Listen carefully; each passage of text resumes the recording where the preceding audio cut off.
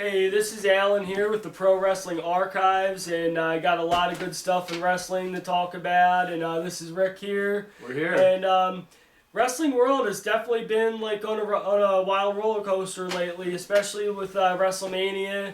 Like you had like the whole thing going on between Cody Rhodes and The Rock and Roman Reigns and the Bloodline, which kind of like ended and climaxed at WrestleMania because there was a lot of really good stuff there because as of night one, we knew it wasn't going to be like honestly, like in the beginning, I didn't think that WWE was going to do that, like have like the Bloodline storyline end with just Roman Reigns versus Cody Rhodes. It was going to be like Bloodline rules because by doing that, that just opens up to be that much more exciting and less predictable like WWE's been as of late with it being predictable and everything, and it was anything but predictable because leading up to that, like you had The Rock beating up Cody Rhodes in the parking lot at on Monday Night Raw, and then like leading up to that, like you had a bunch of stuff going between The Rock, Cody, the Bloodline, and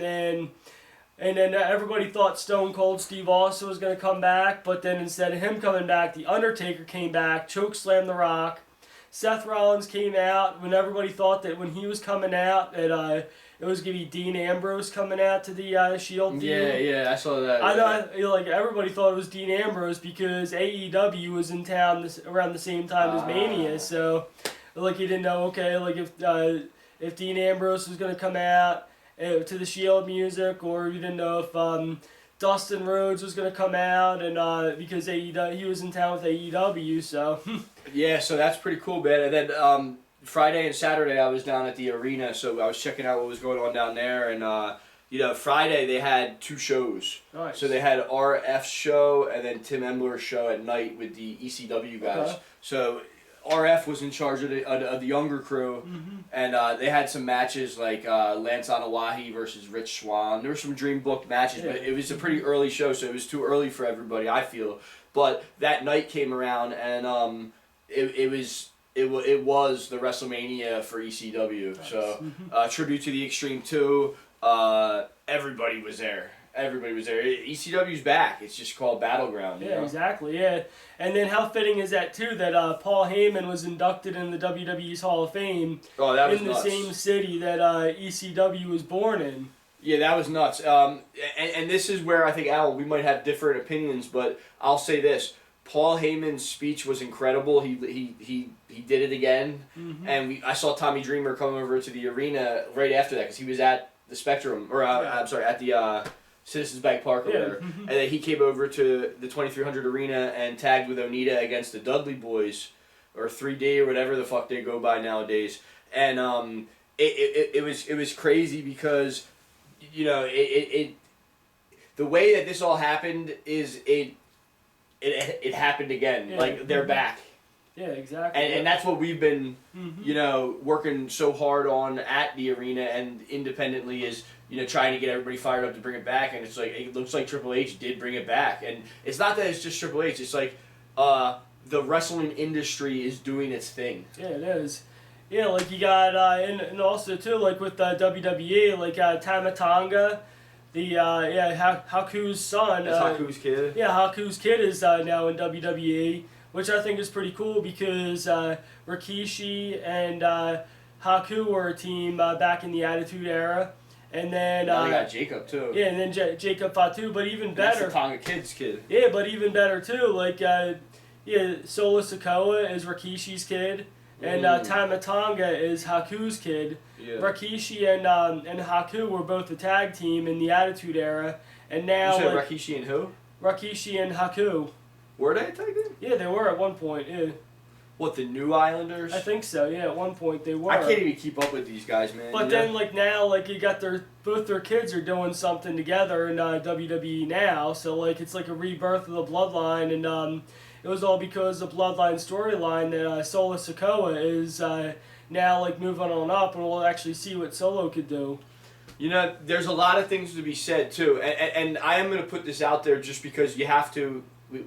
Our job right now is to add to the wrestling narrative so that different lanes can have their run too. Mm-hmm. And you know, I feel like with Triple H, like he did a great job.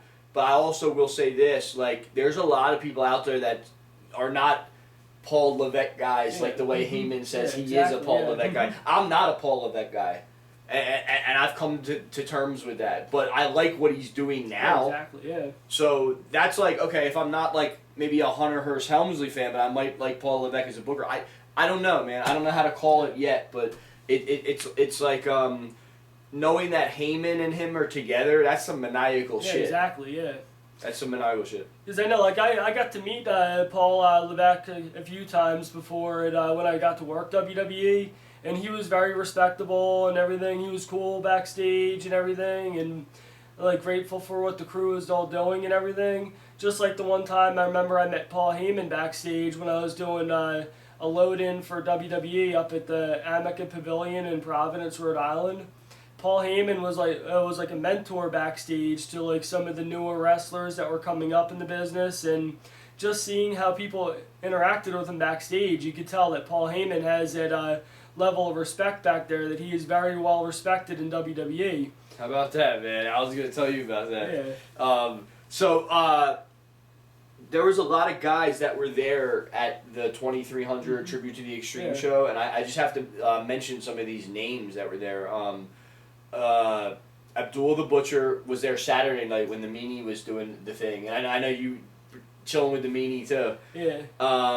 But Sabu was there, Sandman was there. Who else was there? Rich Swann was there. Danny Moe was there.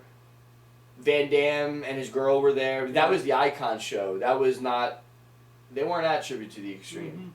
But that's what I'm saying. It was just a weekend of wrestling, just a non-stop weekend of wrestling. And I will say this, you know, and this is not to toot Paul Levesque or anybody like that, but this probably was the biggest weekend in Philly wrestling history. Yeah, it was, because not only did you have WrestleMania going on, like at the Lincoln Financial Field. Yeah, there was like 40 different shows. But then you had like AEW, Ring of Honor, SmackDown, 2300 Battleground. The Meanies thing. Over at McCuster's. What do they call the deathmatch guys?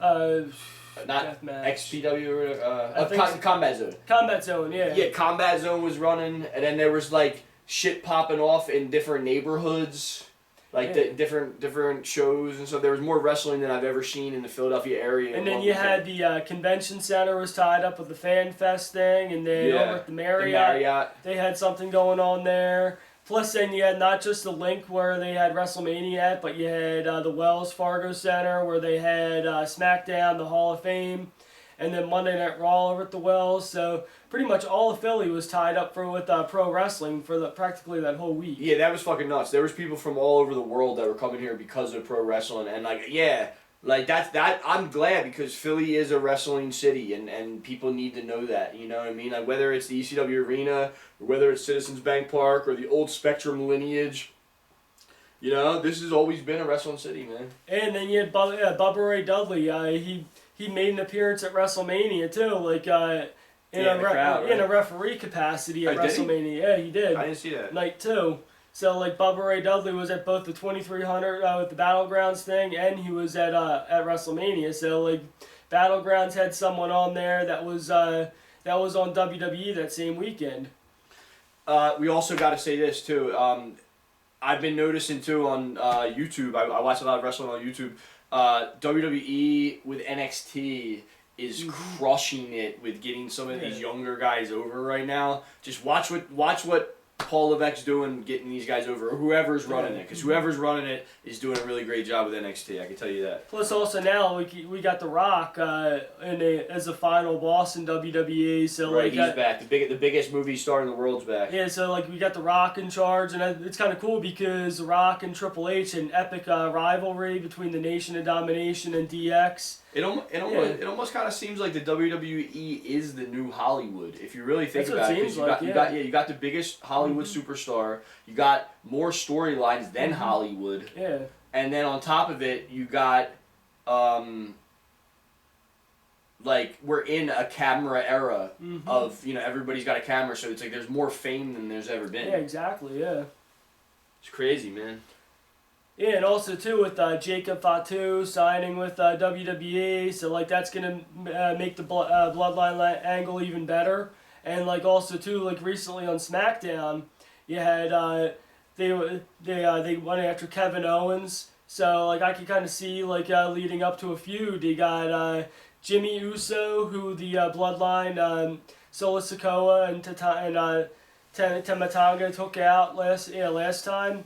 I could see him and I could see Jimmy Uso and Kevin Owens going against the bloodline, and then either that or like coming up in months to come, Roman coming back, and then like having a bloodline versus bloodline type of thing.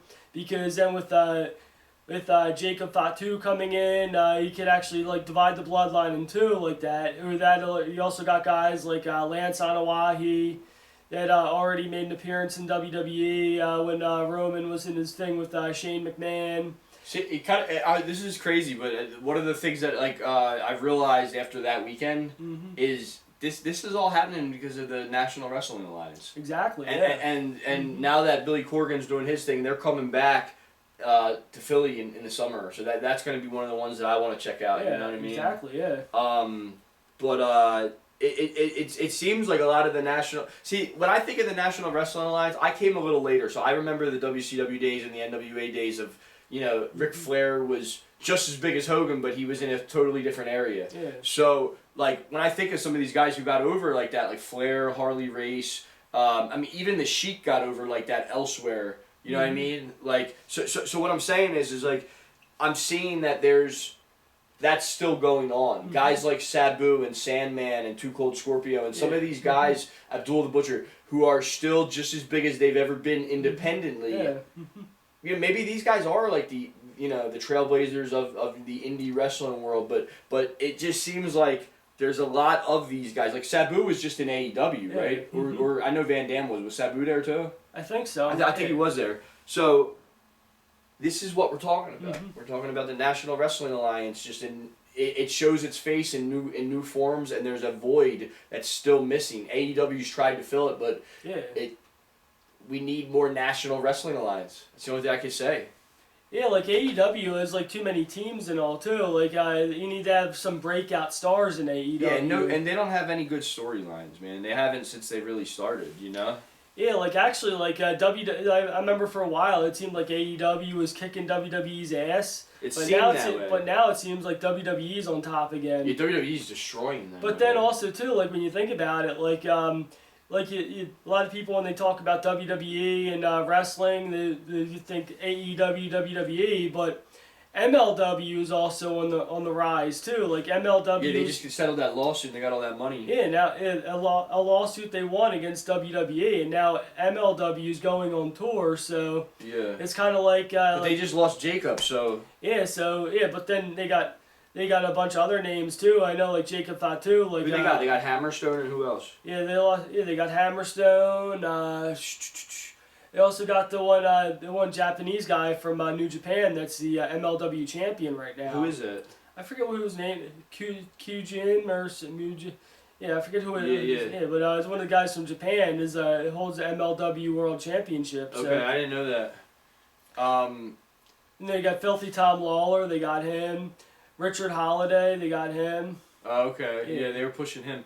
I don't know. I mean, there's so many guys that I want to talk about right now, and girls, because a couple people that stood out to me after this weekend, people that I met, people that I conversated with and was impressed by. Yeah. Danny Moe down at the 2300 Battleground. Katie Forbes, Van Dam's girl, she's super cool. Some of the workers down at the 2300 arena, Eddie Koloff and some of these fans, like dude, Stan the Fan impressed me this weekend, dude. You know what I mean? Last weekend. I don't know, man. It's just Angel from the Baldies was in his own little world at the arena, man. He was like coming up to me and trying to get me to let him sign my hat and shit like that. When I was like, dude, this hat don't even look good on me. It was a different hat than this, but he was really aggressive, and then I saw him get thrown out of the recession stand area. I don't know if he's working everybody in the whole place, but he was definitely acting like kind of a weirdo. You know what I mean? No, yeah. And dude, the Baldies were at the end of ECW, so I almost didn't even recognize the brother. But who else was there? I talked to Francine. Okay. Francine, by the way. Yeah, I had a nice conversation with Francine, and this is one of the new Pro Wrestling Archives T-shirts right here. Francine, BCW. If you guys don't know, Battleground is the new ECW. It's called BCW. Too Cold Scorpio. And we also got Too Cold on the team with the Pro Wrestling Archives Philly Wrestling Legends T-shirts. And it's all about the ECW, the groundbreakers in extreme wrestling. Yeah, I didn't make this. This is somebody else from a long time ago. Yeah. Yeah. So who else was there? Who else did I run into? Tommy Rich, Wildfire Tommy Rich. Yeah, and I actually bumped into Tommy Rich and Guido over around the corner from the arena over at Anthony's when we did that epic interview with them. Like him and little Guido, check that one out. Like it's at the corner bar, Anthony's bar, right around the corner from the from the ECW arena, where like all the wrestlers go and hang out after shows. I know like there's been plenty of times after the show where. I had Jacob Fatu with me, and we stopped over there after the show to hang out, and then just a bunch of other guys and all. That's like the spot to go to after the arena for shows. Like the owner of Anthony's was even saying about how most of the time after shows at the arena, guys always come over there afterwards to begin with. So. If there's anything else that I'd like to say is I'd love to see BCW get its own public access television show and run it on late on Friday and Saturday nights, and then we're all the way back, man. Yeah, exactly, yeah. We're all the way back, man. Bringing wrestling back to where it was. And even Michael Cole at WrestleMania was better than during the Vince era. What the fuck? Yeah. Like I don't have anything to say about Vince. I just have to say that I think everybody in the wrestling world definitely wants wrestling to come back, so that's a good place to start. How about that? Yeah, exactly, man. This is the Pro Wrestling Archives. You guys heard it here. Yes, we're putting the West Side back into pro wrestling. Yes, we're putting hip-hop back into pro wrestling. Yes, we're putting over who we want to put over. Who wouldn't want to be archived? Exactly. Who wouldn't want to be archived? Cut.